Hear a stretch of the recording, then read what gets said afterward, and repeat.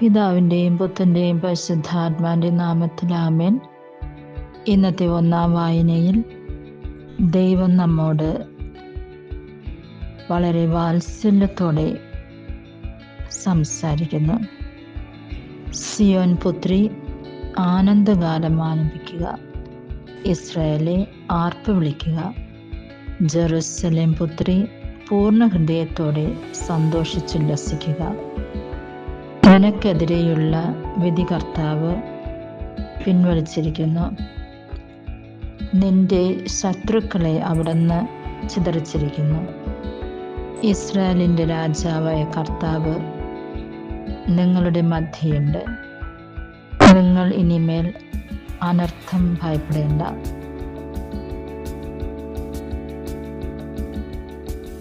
അന്ന് ജെറുസലേമിനോട് പറയും, സിയോനെ, ഭയപ്പെടേണ്ട, നിന്റെ കരങ്ങൾ ദുർബലമാകാതിരിക്കട്ടെ.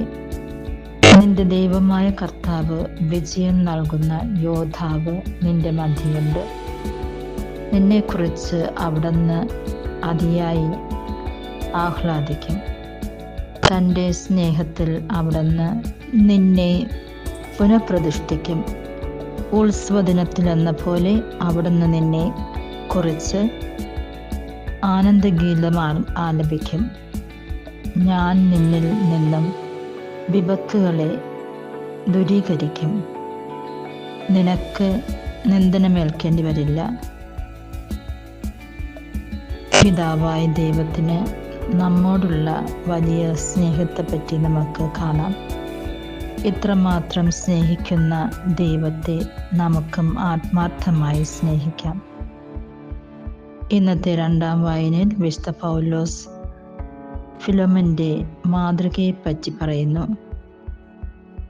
ഞാൻ എൻ്റെ പ്രാർത്ഥനകളിൽ നിന്നെ അനുസ്മരിക്കുമ്പോഴെല്ലാം ദൈവത്തിന് നന്ദി പറയുന്നു. എന്തെന്നാൽ കർത്താവായ യേശു ക്രിസ്തുവിനോടും എല്ലാ വിശുദ്ധരോടും നിനക്കുള്ള സ്നേഹത്തെയും വിശ്വാസത്തെയും കുറിച്ച് ഞാൻ കേൾക്കുന്നുണ്ട്. ക്രിസ്തുവിലുള്ള ഐക്യം മൂലം സകല നന്മകളെയും കുറിച്ച് നമുക്ക് ലഭിക്കുന്ന അറിവ് ആഴമേറിയതാകാൻ വിശ്വാസത്തിലുള്ള നിന്റെ ഭാഗഭാഗിത്വം സഹായിക്കട്ടെ എന്ന് ഞാൻ പ്രാർത്ഥിക്കുന്നു. സഹോദര, നിന്റെ സ്നേഹത്തിൽ നിന്നും വളരെയേറെ ആശ്വാസവും സന്തോഷവും എനിക്ക് ലഭിച്ചു. എന്തെന്നാൽ നീ വഴി വിശുദ്ധർ ഉന്മേഷഭരിതരായി. വിശുദ്ധിയിൽ ജീവിക്കുന്നവർ നമ്മോടൊപ്പമുണ്ടെങ്കിൽ നമ്മൾക്ക് വചനം അനേകർക്ക് എത്തിച്ചു കൊടുക്കുവാൻ എളുപ്പമായിരിക്കും. ക്രിസ്തുവിൻ്റെ സ്നേഹം പങ്കുവയ്ക്കുവാനും പരീക്ഷണകാലത്തും താങ്ങും തണലുമായി നമ്മോടൊപ്പം ഉണ്ടാകും.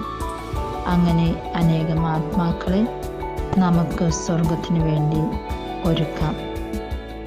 ഇന്നത്തെ സുവിശേഷത്തിൽ സ്നാപക യോഹന്നാൻ പറയുന്നു, രണ്ടുടുപ്പുള്ളവൻ ഒന്ന് ഇല്ലാത്തവന് കൊടുക്കട്ടെ, ഭക്ഷണം ഉള്ളവനും അങ്ങനെ ചെയ്യട്ടെ. നിങ്ങളോട് ആജ്ഞാപിച്ചിട്ട് ഉള്ളതിൽ കൂടുതൽ ഈടാക്കരുത്. നിങ്ങൾ ആരെയും ഭീഷണിപ്പെടുത്തരുത്. വ്യാജമായ കുറ്റം ആരോപിക്കണം അരുത്. വേതനം കൊണ്ട് തൃപ്തിപ്പെടണം. പ്രതീക്ഷയോടെ ഇരിക്കുന്ന ജനമെല്ലാം ഇവൻ തന്നെയോ ക്രിസ്തു എന്ന് യോഹന്നാനെ പറ്റി ചിന്തിച്ചു തുടങ്ങി. യോഹന്നാൻ പറഞ്ഞു, ഞാൻ ജലം കൊണ്ട് സ്നാനം നൽകുന്നു, എന്നാൽ എന്നേക്കാൾ ശക്തനായ ഒരുവൻ വരുന്നു.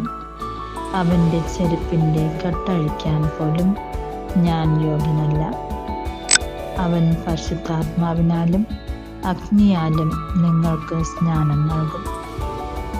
ഈ ആഗമനകാലത്ത് നമുക്ക് വിശുദ്ധിയിൽ ജീവിക്കാം. മറ്റുള്ളവരോട് രമ്യതയോടെ വർത്തിക്കാം. ദാനധർമ്മം ചെയ്യാം. നീതിയോടെ പെരുമാറാം. മറ്റുള്ളവരെ വേദനിപ്പിക്കാതെ സ്നേഹിച്ച് ജീവിക്കാം. യോഹന്നാനെ പോലെ എളിമയുള്ളവരായിരിക്കാം. നമ്മുടെ ജീവിതത്തിൽ ദൈവത്തിന് ഒന്നാം സ്ഥാനം നൽകി ജീവിക്കുമ്പോൾ നാം മറ്റുള്ളവരെയും സ്നേഹിക്കും. അതിനായിട്ടുള്ള കൃപാവരങ്ങൾ പിതാവായ ദൈവം നമ്മൾക്ക് ഓരോരുത്തർക്കും നൽകട്ടെ എന്ന് പ്രാർത്ഥിക്കുന്നു.